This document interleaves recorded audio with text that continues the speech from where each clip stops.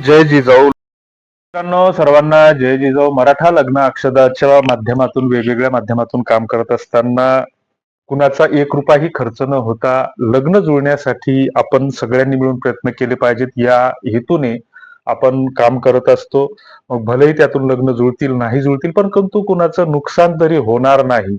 आणि मग हे सगळं करत असताना जसं दिवसभरातून आपली स्वतःची कामं सांभाळून आम्ही जसा याला 10-15 मिनिटाचा दररोज किंवा 1 तासाचा 2 तासाचा वेळ देतो, तुमच्या फोन कॉल्सला उत्तर देतो, तर तसं तुम्ही सुद्धा काही ना काही पुढे येऊन केलं पाहिजे. आणि हे मराठा लग्न अक्षदामध्ये काम करत असताना बऱ्याच आर्थिक अडचणीचा किंवा अनेक गोष्टींचा सामना करावा लागतो. आणि हे सगळं करत असताना गेल्या 3-4 वर्षामध्ये ज्या काही प्रोफाईल लग्न अक्षदाकडे मुलींच्या नोंद झाल्या होत्या, तर त्याच्यापैकी एकूण 4700 प्रोफाईल आपल्याकडे नोंद होत्या, 4700. त्यापैकी जवळपास 1000-1100 प्रोफाईल ह्या मुलींच्या होत्या आणि बाकीच्या मुलांच्या जास्त होत्या. आणि मग त्याच्यातून बऱ्याचदा मुलींना मेसेज पाठवून सुद्धा त्यांच्याकडून रिप्लाय येत नव्हता. मग बऱ्याचदा काहींची लग्न झाली नाही झाली हे आपल्याला कळायला मार्ग नव्हता. आणि त्या दृष्टीने आपण डाटाबेस मधून जवळपास सगळ्यांनाच मेसेज पाठवले. आणि मेसेज पाठवल्याच्या नंतर त्यांना आपण विनंती केली की तुमचं जर लग्न जुळलं असेल तर आम्हाला कळवा, नसेल जुळलं. आणि मग ते सगळे आपण त्या डाटाबेस मधून त्या प्रोफाईल आपण हटवलेल्या आहेत. मात्र त्याच्या पूर्वी ज्या काही आहेत तर त्या डाटाबेसमध्ये ज्या काही आलेल्या बस, रिक्वेस्ट आहेत, बस. तर दररोज आपण काय करतो काय नाही करतो तर हे व्हिडिओच्या माध्यमातून कुठेतरी प्रत्येकाला उत्तर देणं शक्य नसतं. चहा खूप आणि छान जो आहे. मराठा लग्न बस, अक्षदाचा व्हेरीफाईड बस. ग्रुप आहे तर त्या ग्रुपच्या माध्यमातून आपण सातत्यानं एकमेकांसोबत संवाद चर्चा करण्याचा प्रयत्न करू. आणि तुम्ही सुद्धा अजूनही मराठा लग्न अक्षदावर प्रोफाईल नोंदली नसेल तर ती नोंदवून घ्या. त्यासाठी काही फार काय लागत नाही. प्ले स्टोअरला जाऊन मराठा लग्न अक्षदा ऍप डाउनलोड करा. म्हणजे मराठा लग्न अक्षदा टाईप करा इंग्रजीत किंवा मराठीत, किंवा गुगलला तुम्ही टाईप करा लग्न अक्षदा. तुम्हाला ते वेबसाईट ओपन होईल. त्याच्यावर ओटीपीद्वारे लॉग इन करा. तुमचं नाव टाका, जिल्हा टाका, तालुका निवडा, एक 4-5 अंकी पासवर्ड सेट करा. रेफरल कोड टाकायची गरज नाही. माझे प्रोफाईलवर क्लिक करा आणि तुमची संपूर्ण माहिती त्या ठिकाणी भरा. शेवटी ओळखपत्र टाका. तुम्हाला 2 दिवसात मेसेज येईल व्हॉट्सअपला आणि आमच्या ग्रुपची लिंक पण येईल. आणि उगीच घाई गडबड करू नका, उगीच फोन करत बसू नका, कारण आम्ही बी तुमच्यासारखेच काम करणारे आहोत. कधी टप्पे बदलेला असतो, कधी खांद्यावर पायपा असतात, तर कधी वखरावर उभा असतो. त्याच्यामुळे असं फोन करून तुमचाही वेळ घालू नका आणि आमचाही घालू नका. व्हॉट्सअप करा आम्हाला काही असलं तर. प्रत्येक व्हॉट्सअप मेसेजला आम्ही रिप्लाय देण्याचा प्रयत्न करतो. आणि ह्या कायच्या काही रिक्वेस्ट येतात, तर ह्या रिक्वेस्ट आपण जवळपास आज 10-15 रिक्वेस्ट आपण हे केलेल्या आहेत.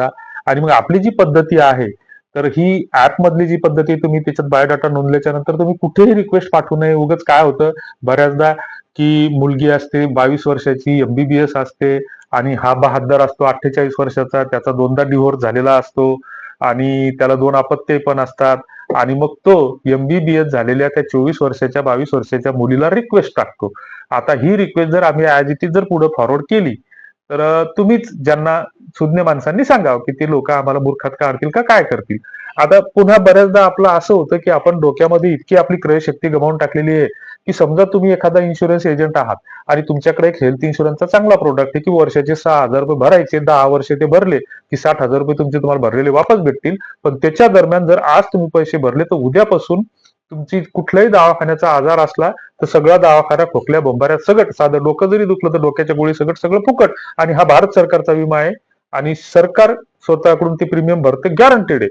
आणि ह्यो विम्याचा प्रोडक्ट घेऊन तुम्ही गळ्यात भारत सरकारचा आय कार्ड घेऊन पण त्या गावात जरी फिरत बसले की आमचा विमा घ्या विमा घ्या, तर कोणी घेईल का? मग हे डोक्यातून फॅड काढून टाका की आपण ग्रुप जॉईन केला की इथं गरीब घरच्या मुली आहेत का, कमी शिकलेल्या आहेत का, असे बायोडाटे टाका तसे बायोडाटे टाका. अहो इथं आपला 6,000 रुपयाचा विमा कोणी घेत नाही. हे LIC वाले या घरी त्या घरी 10 घरं पुजतात, तेव्हा कुठं त्याला एखादा बकरा घावते.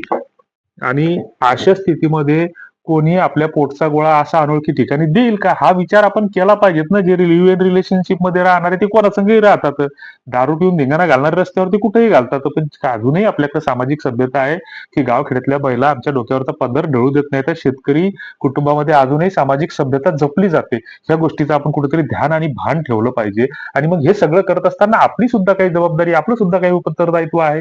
ह्या गोष्टी आपण समजून घेतल्या पाहिजे. परंतु ते समजून घ्यायचा आपण प्रयत्नच करत नाही आणि अपेक्षा फक्त दुसऱ्याकडून ठेवतो. आणि फक्त आपण आपली स्वतःची कामं काहीच करत नाही. शेती आहे तर शेतानं वावरायनं हे आयचं ना कैचं झाले तर हे रानडुकरन, रोहीन, हरणन सगळे फिरायला येतं. त्याच्या आधी 10 वर्षाच्या आधी माणसाचा वावर होता शेतायनं, हरण दिसत नव्हतं, डुक्कर दिसत नव्हतं, कुठं रोही दिसत नव्हता, कुठं वानर दिसत नव्हतं, कारण माणसं होती शेतायनं. आता माणसं कुठे येतं? सकाळी उठलं की पंचायत समिती, तहसील, हे ज्या कार्यालय ते कार्यालय, इकडं तिकडं, याचा वाढदिवस त्याचा वाढदिवस, या नेत्या मागं त्या नेत्या मागं, आणि संध्याकाळी 90 घेतली की घराकडं.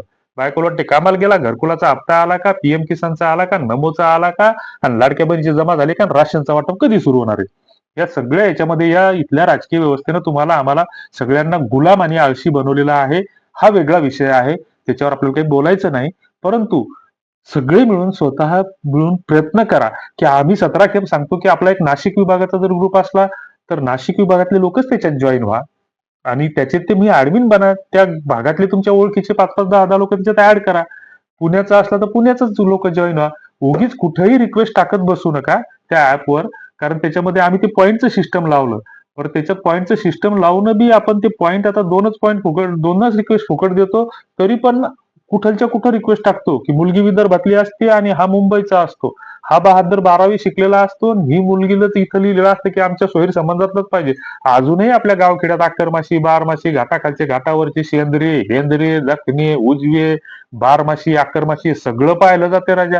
रोटी व्यवहार होतात, पण अजूनही बेटी व्यवहार होत नाहीत. आणि मग तरी सुद्धा आपण तो विचार करत नाही. लग्न होतात तर कोणाचे होतात, की पोरगा बी एमबीबीएस आहे, पोरगी बी एमबीबीएस आहे, मग त्या ह्याच्यात त्याचं कुठं बी चालते, कोणत्याही जातीचं चालते. पण लग्न हे मुलामुलीचे आता कमी होतात, शिक्षणासोबत, प्रोफेशन सोबत, तुमच्या व्यवसायासोबत, या गोष्टी सोबत होतात. तर या गोष्टी समजून घेण्याचा प्रयत्न करा. आणि उगीच मग तुमच्या ग्रुपवर बायोडाटेच येत नाही, तर तुमच्याकडून जुळलं काय एखादं, आम्ही 17 खेप सांगतो की आम्ही कोणाचंच लग्न जुळवत नाही, आणि आमच्या ग्रुपवर लग्न जुळतात असा दावा आम्ही कुठंच करत नाही, कोणालाच कोणत्याच गोष्टीसाठी पैशाची मागणी करत नाही. हे जे काय आहे तर ते याच्या पद्धती येतात, जे काही 8-9 उपाय येतात त्याच्यावर आम्ही वारंवार सांगत असतो. आणि त्या पद्धतीने आमच्याकडे 800 लग्न जुळली, कोणाचाही 1 रुपया न घेता, कोणालाही न देता. आणि त्याच्या आमचं कुठलंही लग्न अक्षदान काही कुठला तीर मारला नाही, किंवा आम्ही कुठलं काही खूप मोठा असा पराक्रम केला अशातलंही नाही. परस्परच जुळली ती, ज्याची त्यानं, मात्र त्याच्या पद्धती आहेत, त्या पद्धती समजून घेण्याचा प्रयत्न करा. पुढच्या व्हिडिओमध्ये आपण याच्यावर चर्चा करू. हे चॅनल सबस्क्राईब केलं नसेल तर सबस्क्राईब करा. खाली जॉईनचं बटन आहे, ते जॉईनला क्लिक करा आणि विशेष अधिकार प्राप्त करा. बाकी तुमच्या काही फीडबॅक असतील तर कॉमेंट बॉक्समध्ये नक्की लिहा. धन्यवाद. जय जिजाऊ.